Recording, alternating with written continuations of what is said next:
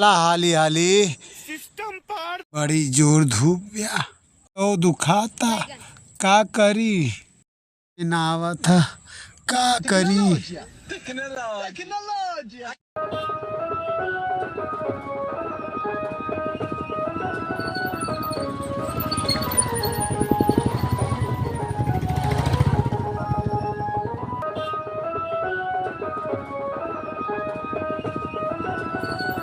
अरे इ त बियाह कल रहलस।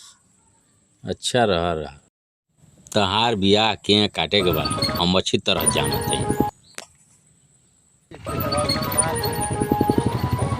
चलाओ अब तही देखी दुलही अब बर्दाश्त नहीं खे होत अब पेटवा मड़ोरता लगाता कि पैजामा में हो जाई रह जा हम कत्तो जुगाड़ करत हई। कहाँ से आते हैं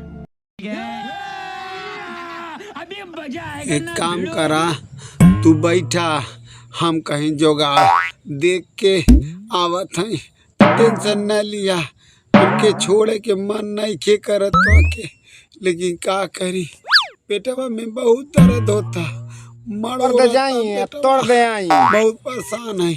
बस हम तू बैठा बस हम कहीं घबराइया जी कहीं जाइया ठीक है हम आवत ही भैया चला जल्दी से जल्दी का तो निपट ले अकेले दुल्हन बेचारी कैसो बियाह भाई अकेले छोड़े के मन ना करता लेकिन का करे पेट ऐसा चीज बा कि कहाँ बैठी चला बैठ ले।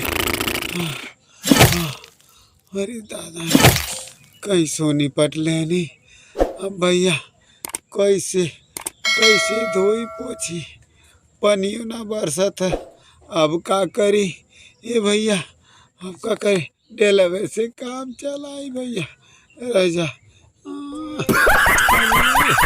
ला हो गया चली भैया अगोरत है बेचारी चल अरे हाँ तो कौन है?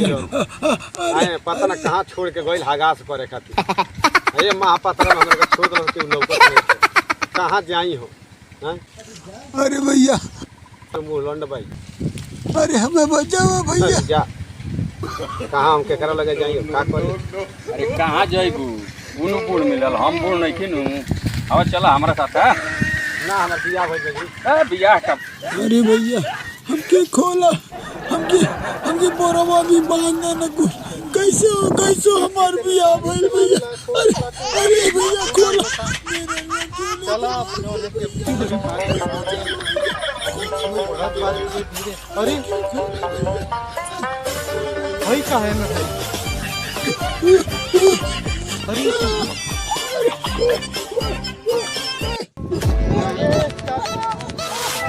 अरे तू बरवा का करता रहा। अरे हम कुल्ला कराई पदान के मेरे बात अरे कहाँ अरे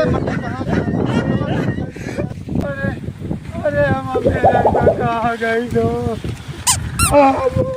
अरे कहाँ रह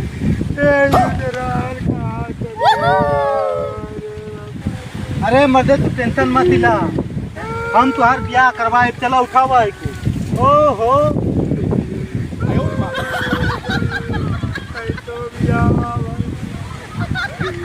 तेरा रुआ के लेके क्यों अरे चला छोड़ा मत ले जाए तो बहुत मेहराबी मिली उठा हाँ अरे वो का देखा पता नहीं मर्दे तुहार ब्याह में कहा लिख गई चलो